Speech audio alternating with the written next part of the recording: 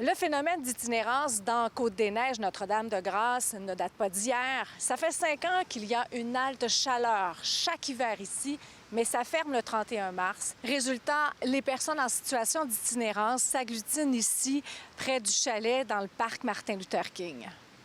I went to here at Multicaf. It was open through the winter, and thankfully we had that. And then when it closed, I went into various shelters, but there's some that you can only go in for 3 days. And I got in for 3 days, and then after that I could never get in again. So today I was just worrying about the next few days of it getting cold outside. Cette année, les voisins disent que c'est pire, en particulier la nuit. Il y a énormément de cris, de bousculades. On entend des jurons. C'est vraiment désagréable la nuit. Puis évidemment, l'été, on dort les fenêtres ouvertes. Et on voit régulièrement un itinérant qui se promène avec un bâton de golf là, et qui le fait virevolter, probablement pour intimider. Là. Ensuite, on voit il y a eu des bâtons de baseball. Ils se regroupent à cet endroit, surtout aussi parce qu'il y a une banque alimentaire à proximité. En été, d'habitude, c'est la même réalité. Il y a un accroissement du nombre de personnes en situation d'instabilité résidentielle. Mais autour du parc, ici, on en recense au moins une vingtaine. Donc c'est la raison qui m'envoie venir voir un peu les gens qui sont là, comment est-ce qu'ils se sont réveillés, et puis leur demander de venir prendre leur service chez Multicaf, le repas, la douche et autres services qu'on offre.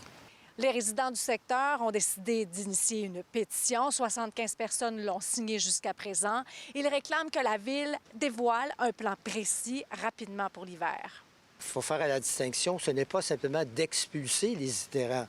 Si on les expulse, ils vont aller ailleurs. C'est de trouver, parce que sur le plan humain, c'est des conditions sociales et économiques très difficiles, c'est de trouver des solutions ou en partie des solutions. Je sais que c'est jamais facile. Les résidents du secteur n'en peuvent plus.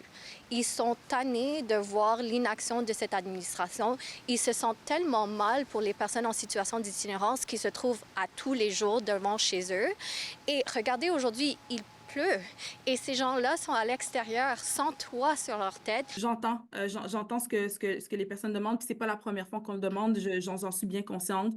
En ce moment même, là, on demandait une action concrète. En ce moment même, il y a des gens qui font de la consultation dans le parc là, depuis déjà une semaine, là, si je me trompe pas, pour voir c'est quoi les usages et voir s'il y a d'autres choses auxquelles on n'a pas pensé dans l'immédiat qui pourraient être mis en place, là, en plus des tournées des organismes communautaires. Quant au projet de la Ville de Montréal d'installer des abris modulaires un peu partout dans les arrondissements, c'est toujours en analyse. Il n'y a rien de confirmé.